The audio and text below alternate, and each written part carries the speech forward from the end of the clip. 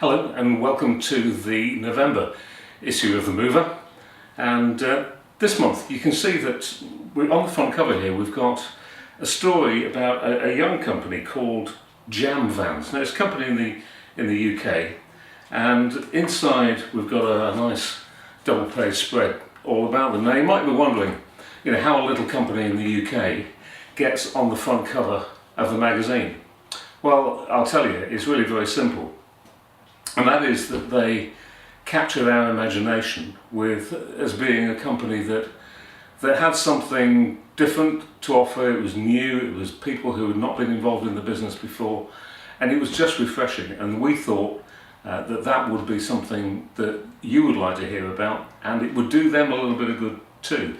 And I make the point of mentioning it because people often say, how do you get on the front cover? How much does it cost to get on the front cover of your magazine? The answer is it costs absolutely nothing at all. In fact, you couldn't pay us enough to be on the front cover of our magazine. It's an editorial spot, and it's there because we think it's a good story and for no other reason at all. And if we can, in the process, we can give a new company, some young lads who are trying hard and working hard, if we can give them a bit of a help, a bit of a leg up, then we're absolutely delighted to do it. And so that's why they're on the front cover. It's also a nice picture, it's nice and bright, isn't it?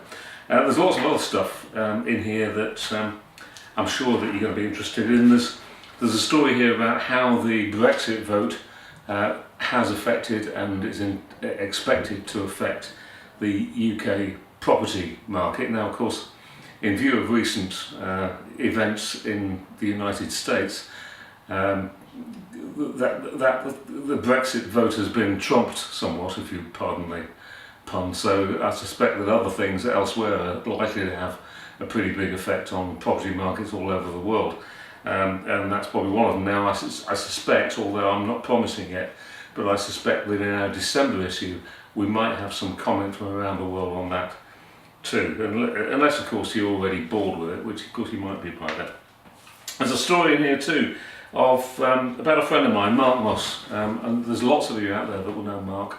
Mark was with Intervene Santa Fe for years, many years, and was recently made redundant because of the restructuring within the company, and has joined Packing Pets in Switzerland.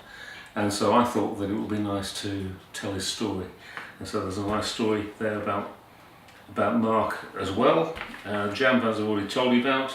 There's a nice little story here about the challenges of the trailing spouse.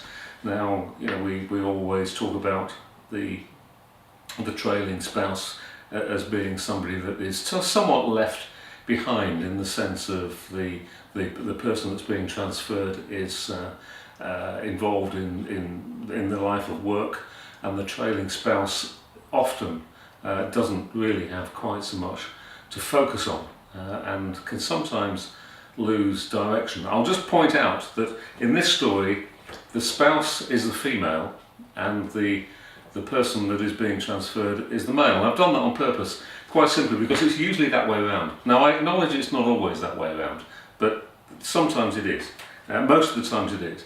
And so that's why I've done it that way, just for the sake of ease. There's lots of other things in here this month. I'm sure you'll enjoy reading it, and next time we'll be having the reports from the IAM conference and from the PIMA conference, so we'll be back on the world stage again next month. But in the meantime, enjoy reading November. Bye for now.